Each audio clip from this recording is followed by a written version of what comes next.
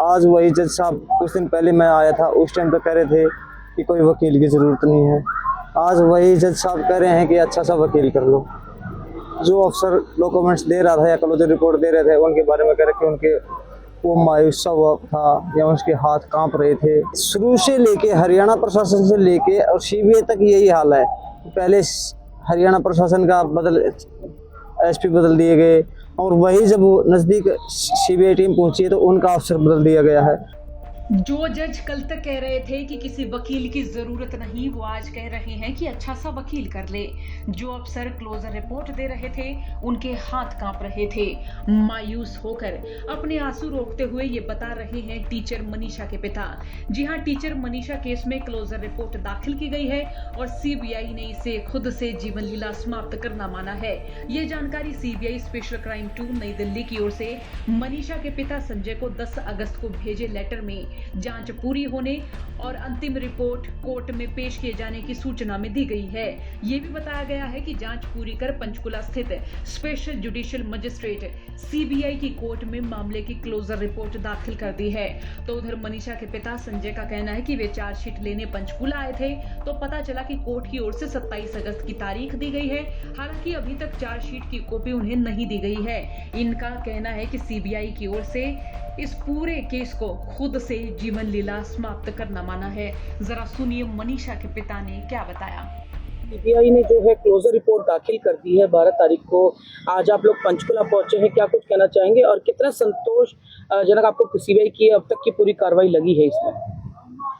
हमें सीबीआई से कोई संतोषजनक जवाब नहीं मिला है, क्योंकि सीबीआई ने 4 क्लोजर रिपोर्ट पेश की है पंचकुला कोर्ट में और उन्होंने सुसाइड घोषित किया। उसमें न ही कोई कागज़ दिखाए हैं, न ही कोई एविडेंस मिला है उसके लिए। उसमें कह रहे हैं कि 27 तारीख को हम एविडेंस देंगे। तो बार बार मतलब परिवार को चक्कर कटा रहे हैं।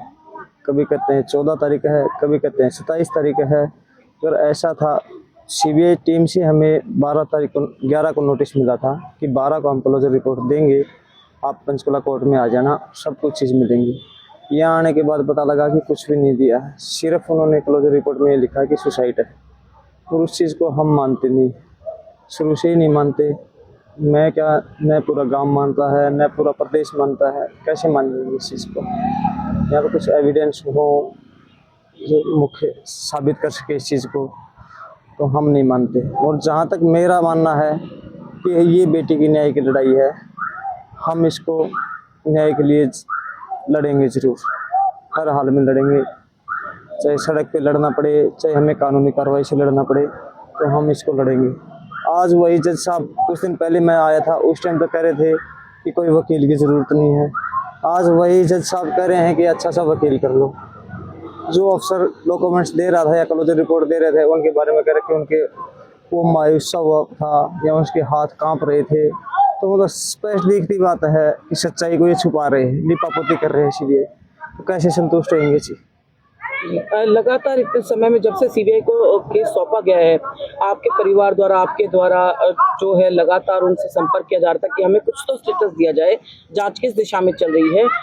उस वक्त किस तरह का उनका जवाब आया? आपके द्वारा कई बार मेल भी किया गया उनको। हमने चारों तरफ से लड़ाई लड़ी है, कभी छोटी पंचायत की, कभी बड़ी पंचायत की है। सीबीआई को लेटर भी दिए हैं। तो सीबीआई शुरू से लेके हरियाणा प्रशासन से लेके और सीबीआई तक यही हाल है।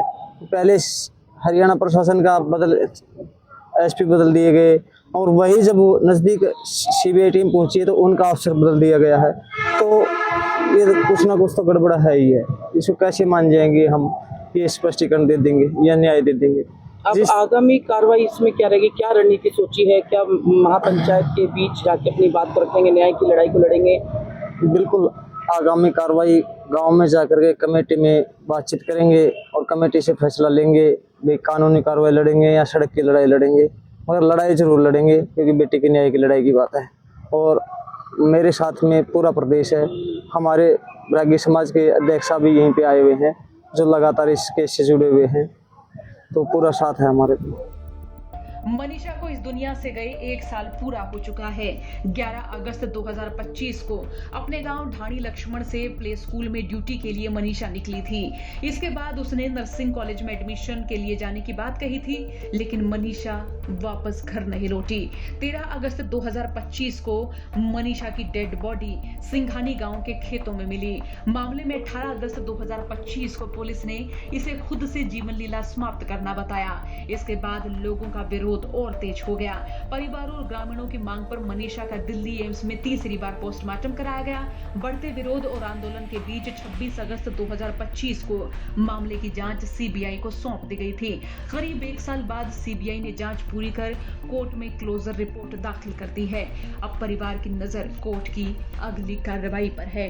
हालांकि मनीषा के पिता ये कह रहे हैं कि अगर कोर्ट की ओर से इसे खुद से जीवन लीला समाप्त करना बताया जाता है तो वे कानूनी लड़ाई लड़ते रहेंगे और अपनी बेटी को न्याय जरूर दिलवाएंगे। इस पूरी खबर पर आपका क्या सोचना है, कमेंट बॉक्स में राय लिखें। ब्यूरो रिपोर्ट हरियाणा तक।